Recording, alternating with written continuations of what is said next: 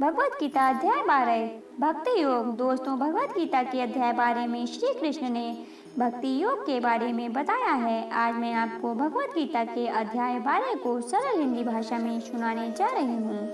तो आइए सुनते हैं भगवत गीता के अध्याय 12 को, जिसे भक्ति योग के रूप में जाना जाता है।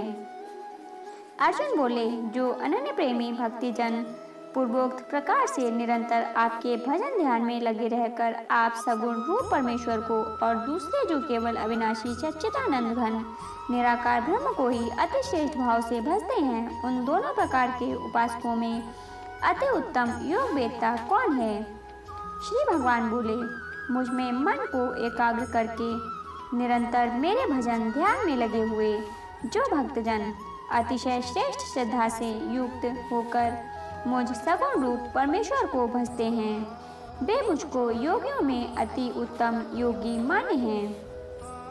परंतु जो पुरुष इंद्रियों के समुदाय को भली प्रकार वश में करके मन बुद्धि से परे सर्वव्यापी अकथनीय स्वरूप और सदा एक रस रहने वाले नित्य अचल निराकार अविनाशी सच्चिदानंद घन ब्रह्म को निरंतर एक ही भाव से ध्यान करते हुए भजते हैं, वे संपूर्ण भूतों के हित में रत और सब में समान भाव वाले योगी मुझको ही प्राप्त होते हैं। उन सच्चिदानंद घन निराकार ब्रह्म में आसक्त चित्त वाले पुरुषों के साधन में परिश्रम विशेष है, क्योंकि देहाभिमानियों द्वारा अव्यक्त विषय गति दुखपूर्वक प्राप्त की जाती है।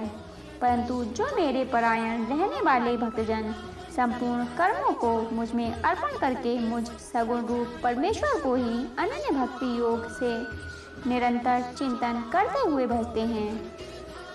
हे अर्जुन, उन मुझ में चित्त लगाने वाले प्रेमी भक्तों का मैं शीघ्र ही मृत्यु रूप संसार समुद्र से उद्धार करने वाला होता हूँ। मुझ में मन को लगा और मुझ में ही बुद्धि को लगा, इसके उपरांत तू मुझ में ही निवास करेगा, इसमें कुछ भी संशय नहीं है। यदि तू मन को मुझ में अचल स्थापन करने के लिए समर्थ नहीं है, तो हे अर्जुन, अभ्यास रूप योग द्वारा मुझको प्राप्त होने के लिए इच्छा कर। यदि तू उपर्युक्त अभ्यास में भी असमर्थ है, तो केवल मेरे लिए कर्म करने के ही परायण हो जा। इस प्रकार मेरे निमित्त कर्मों को करता हुआ भी मेरी प्राप्ति रूप सिद्धि को ही प्राप्त होगा। यदि मेरी प्राप्ति रूप योग के आश्रित होकर उपर्युक्त साधन को करने में भी तू असमर्थ है, तो मन बुद्धि आदि पर विजय प्राप्त करने वाला होकर सब कर्मों के फल का त्याग कर। मन को न जानकर किए हुए अभ्यास से ज्ञान श्रेष्ठ है। ज्ञान से मुझ परमेश्वर के स्वरूप का ध्यान श्रेष्ठ है और ध्यान से सब कर्मों के फल का त्याग श्रेष्ठ है, क्योंकि त्याग से तत्काल ही परम शांति होती है।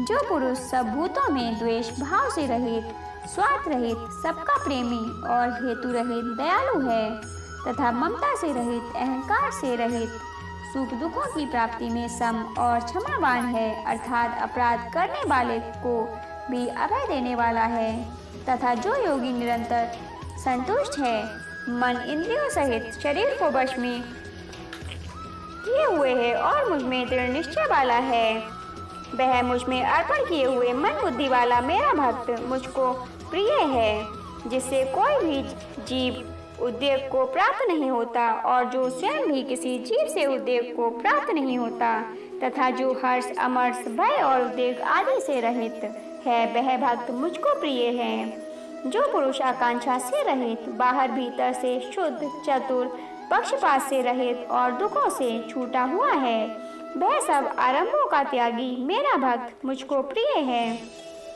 जो न कभी हर्षित होता है, न द्वेष करता है, न शोक करता है, न कामना करता है, तथा जो शुभ और अशुभ संपूर्ण कर्मों का त्यागी है, वह भक्ति युक्त पुरुष मुझको प्रिय है। जो शत्रु मित्र में और मान अपमान में सम है, तथा सर्दी गर्मी और सुख दुख आदि द्वंद्वों में सम है और आसक्ति से रहित है। जो निंदा स्तुति को समान समझने वाला, मननशील और जिस किसी प्रकार से भी शरीर का निर्वाह होने में सदा ही संतुष्ट है और रहने के स्थान में ममता और आसक्ति से रहित है, वह स्थिर बुद्धि भक्तिमान पुरुष मुझको प्रिय है। परंतु जो श्रद्धायुक्त पुरुष मेरे परायण होकर इस ऊपर कहे हुए धर्म में अमृत को निष्काम प्रेम भाव से सेवन करते हैं, वे भक्त मुझको अतिशय प्रिय हैं।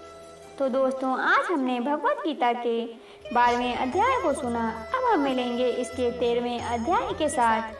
दोस्तों, यदि आपको ये वीडियो पसंद आई हो तो प्लीज़ वीडियो को लाइक और शेयर कीजिएगा और कमेंट बॉक्स में जय श्री कृष्ण जरूर लिखिएगा। साथ ही यदि आप चैनल पर नए हों तो चैनल को सब्सक्राइब कर लीजिएगा। भगवत गीता के इस अध्याय को पूरा सुनने के लिए धन्यवाद दोस्तों।